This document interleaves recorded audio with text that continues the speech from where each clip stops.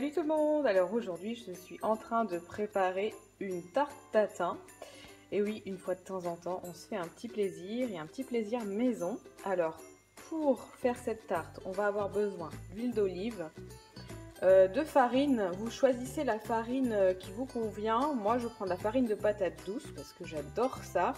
Et puis il y a un côté, comme vous le voyez, un indice glycémique qui est quand même assez modéré. Et c'est très riche en fibres minéraux. Ou sinon on peut aussi utiliser de la farine d'amande, tout dépend après ce que vous voulez, votre recherche. Des pommes, 1 kg de pommes, des bons œufs de la ferme, du sucre de coco et de la cannelle. Donc voilà, là je pèse, j'ai à peu près 1 kg de pommes. Alors je les ai épluchées parce que j'en ai pas trouvé des bio ce matin, on est dimanche, donc c'était un peu compliqué, j'avais vraiment envie de faire ça.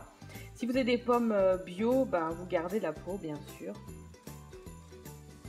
Ouais, moi j'ai ce petit appareil pour couper les pommes, c'est vraiment bien pratique. Donc là toutes nos pommes sont coupées, on a les petits oignons qui sont là. Et maintenant on va les faire cuire avec le sucre. Donc on va faire revenir nos pommes dans de l'huile d'olive, dans une poêle.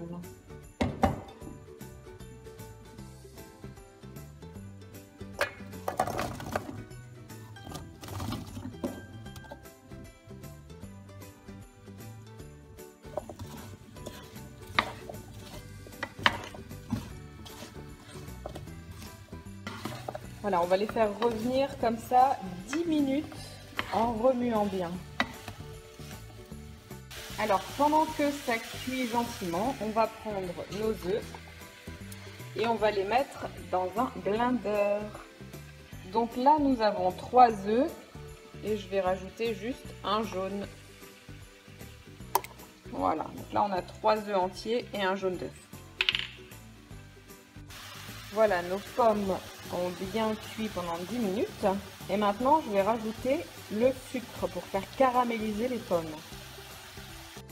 Voilà, donc là, j'ai pesé 50 g de sucre de coco.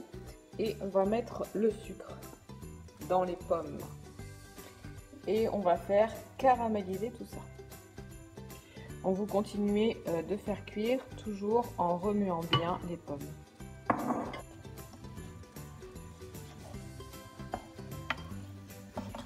Alors moi ce qui est pratique c'est que ça c'est une poêle mais qui va aussi au four. Voilà, je peux enlever ici je peux enlever la poignée. Et ce qui est bien c'est qu'après j'ai pas besoin de redispatcher mes pommes dans un moule à tarte. Je peux directement les laisser dans ce moule là pour après verser la pâte dessus. Donc là vous remuez bien pour bien caraméliser toutes les pommes. Alors j'ai mis un peu moins de sucre que ce qui est prévu parce que je trouve que c'est déjà très sucré. Après vous faites comme vous voulez. La recette c'est 100 g de sucre. Moi j'ai mis 50 g ici et je mettrai seulement 30 g avec les œufs. Alors les pommes là elles ont bien caramélisé. Il n'y a pas besoin de les laisser trop longtemps parce qu'après elles vont aller au four. Donc c'est pas la peine de les laisser trop caraméliser. Là elles sont bien parfaites. Le sucre est bien répartis partout. Pour la deuxième partie, j'ai mis donc 30 g de sucre de coco et je vais rajouter un petit peu de cannelle.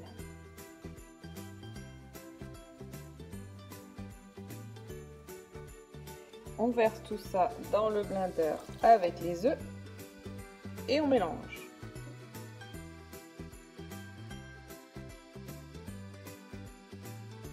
Alors moi pour cette recette j'ai choisi de la farine de patate douce et là j'ai mis 150 g de farine de patate douce. Donc je vous l'ai dit, si vous voulez, si vous préférez quelque chose de plus gras et moins sucré, vous pouvez mettre de la farine d'amande. On a juste à verser tout ça dans notre blender. Et on continue de mélanger.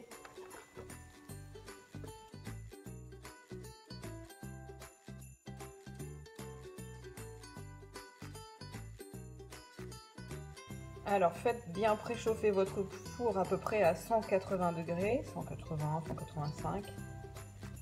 Alors là on va tasser les pommes, vous tassez bien les pommes, vous appuyez bien sur vos pommes Et ensuite, on va verser donc notre préparation. Regardez comme elle est belle, magnifique. Et on va verser cette préparation sur nos pommes.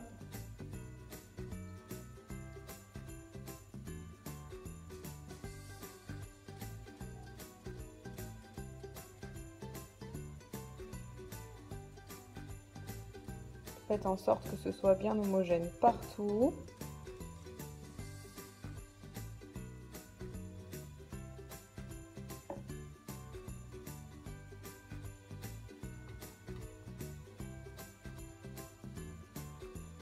Et voilà, donc il n'y a plus qu'à aller mettre tout ça dans le four.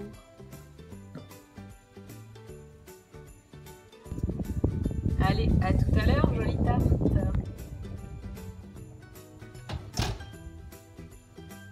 Et voilà, j'ai enfourné donc 20 minutes. Et voici la belle tarte. C'est dommage que vous n'avez pas l'odeur parce que là, ça sent trop bon. Waouh, regardez-moi cette magnifique tarte. Alors vous pouvez soit la servir directement comme ça, soit la démouler, la retourner pour avoir les pommes face, comme une vraie tarte tatin. Je vais essayer de vous la démouler, je sais pas, je ne garantis pas, mais on va tester. Et voilà, on a démoulé la tarte tatin. C'est pas évident à démouler quand même, surtout quand c'est encore un peu chaud. Mais bon, par contre, j'ai goûté. Elle est exceptionnelle. Vraiment super bonne. Un poil trop sucré à mon goût encore. Je pense que la prochaine fois, je mettrai encore un peu moins de sucre de coco. Donc voilà, ça c'est parfait pour un rebond glucidique sain. Et je vous souhaite un très bon appétit. Et puis à bientôt. Salut, salut.